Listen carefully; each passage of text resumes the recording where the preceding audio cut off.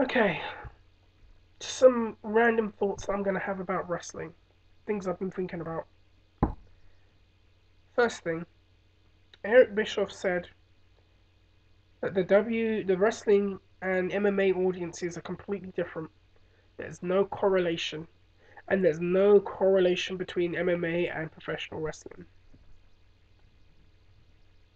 I think there's enough evidence out there that can prove that there is a correlation between the two.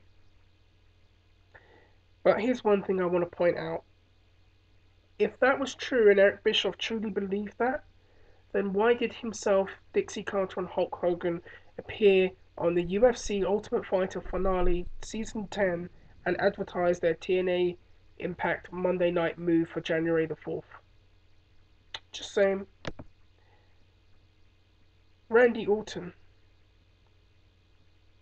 A lot of people are getting behind Randy Orton as of late. Orton is getting these really loud, strong pops and has been for a year, and they're getting louder and louder and louder, and more people are getting behind him. And it's interesting because, from what I believe, the WWE wanted this to happen with Ted DiBiase when they was going to split Legacy. They had DiBiase planned to be the big baby face, and it never happened. Well, it's not happened.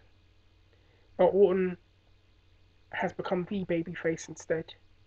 And in another way, no, Orton has also kind of had that audience that turned from John Cena, and they've kind of gravitated to Orton.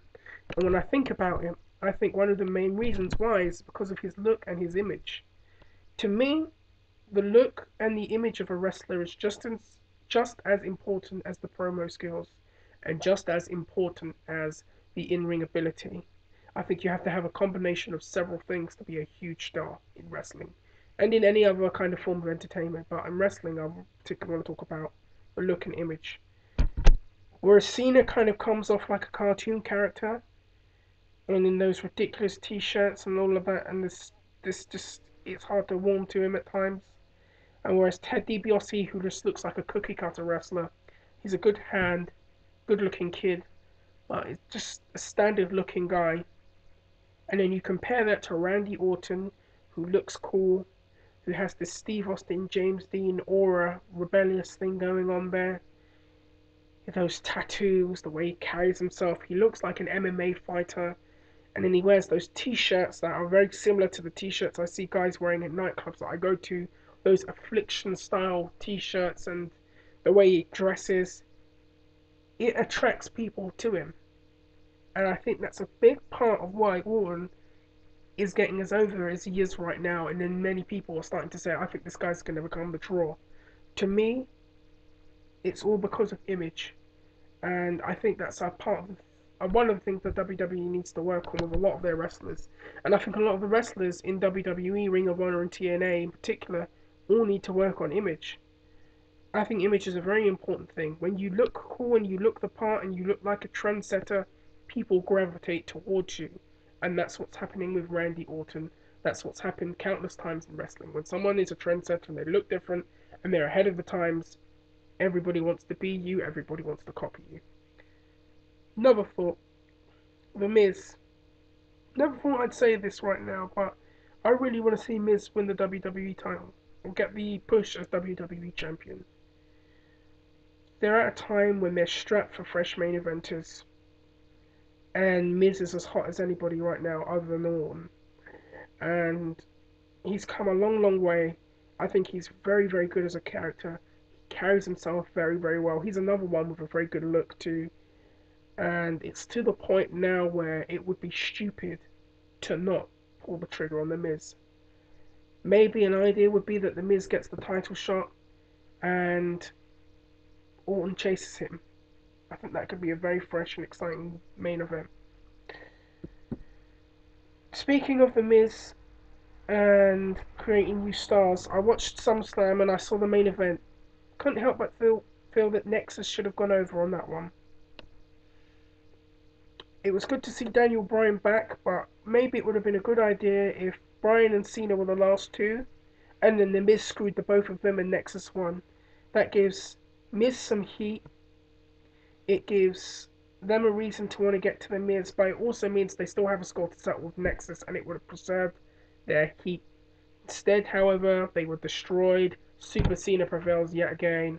And then he comes out and does another one of these childish promos the next day, calls everybody gay, and yada yada yada, and male escort. That shit's getting old. They need new lines. They need new trash talking wrestling. Yada yada yada. Boring, boring, boring. Another thing, I think it was Master Narrator who said this. And I agree with him. That Husky Harris has got something. Don't know what, but there's something interesting about him. I don't know if it's the way he kind of carries himself or the tone in his voice, but I have a feeling about him. He could do very, very, very well in the future. Alex Riley too, but Riley could do with updating his look a little bit and modernising the jock image slightly. Another thing,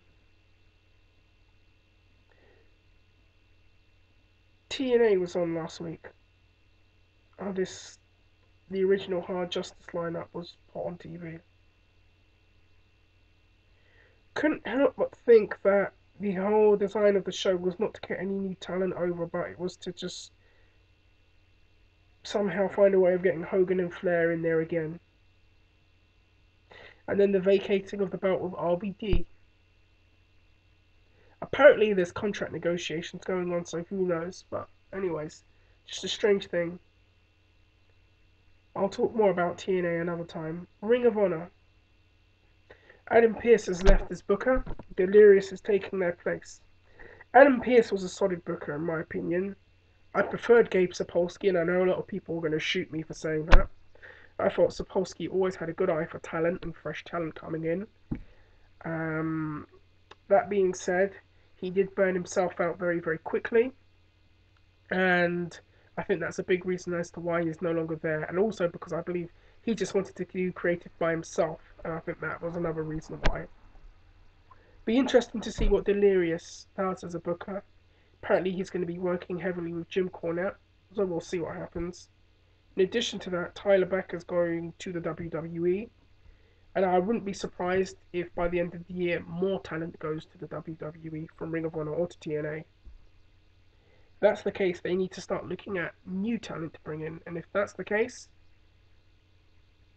anyone out there affiliated with Ring of Honor who watches Ring of Honor, why not bring in this independent talent known as Jon Moxley?